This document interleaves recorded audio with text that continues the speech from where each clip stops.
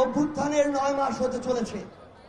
আজকে আমাদেরকে কারণ দেখানো হয় কিছু মহল থেকে যে যদি এই বাংলাদেশের আগামী নির্বাচনে আবার আওয়ামী লীগ না আসে তাহলে ওই ভারত কি না কি মনে করে বসে, যেহেতু ভারত আমাদের 3 দিকে আছে। আমরা স্পষ্ট করে এই অভ্যুত্থানের ক্ষেত্র শাহবাগ থেকে বলতে চাই, ভারতের দিকে আমরা তাকাতে পারি কিন্তু ওই আধিপত্যবাদী ভারতের দিকে আমরা ঘৃণাক্ষরেও আর তাকাবো না। যেই ভারত এতগুলো খুনের হুকুমকারী ওই খুনি হাসিনাকে আশ্রয় দিয়েছে, সেই হাসিনাকে এই বাংলাদেশে ফেরত দেওয়ার পূর্ব পর্যন্ত ভারতের সাথে বাংলাদেশের সম্পর্ক স্বাভাবিক হতে পারে না। খাতা কলমের সম্পর্ক আর জনগণের সম্পর্ক কোনদিন এক হতে পারে না। আমরা ভারতকে স্পষ্ট করে একটা কথা বলি, বাংলাদেশের সাথে যদি প্রতিবেশীর সম্পর্ক আগামীতে তারা দেখতে চায় তাহলে যে সকল খুনিকে তারা ওই জায়গায় আরাম-আয়েশের স্থাপনা আবাসন দিয়ে রেখেছে তাদেরকে বাংলাদেশে পাঠাতে হবে এবং বাংলাদেশের মাটিতেই তাদের এই বিচার হতে হবে। আজকে থেকে 10 মাস আগে বাংলাদেশের অধিকাংশ মানুষ তাকিয়ে থাকতো কখন বাংলাদেশকে বিভিন্ন জায়গায় স্যাংশন দেয়া হবে, কখন আমেরিকা হস্তক্ষেপ করবে, কখন হাসিনা মারা যাবে, কখন পরের ইলেকশন আসবে, তারপরে তারা মাঠে নামার প্রস্তুতি নিত।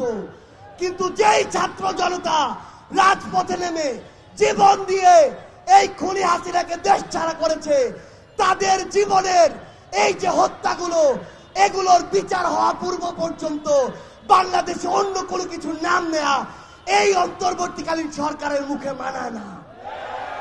রাজনৈতিক দলগুলো আজকে সময়ের বিবেচনায় প্রতিযোগিতায় নেমেছে, আগে সংস্কার নাকি আগে নির্বাচন। মাথায় স্পষ্ট করে ঢুকিয়ে রাখুন, সংস্কার নাকি নির্বাচন, এই খেলা বাদ দিয়ে প্রতিযোগিতায় নামুন যে সবার আগে হতে হবে এই হত্যাকাণ্ডের বিচার।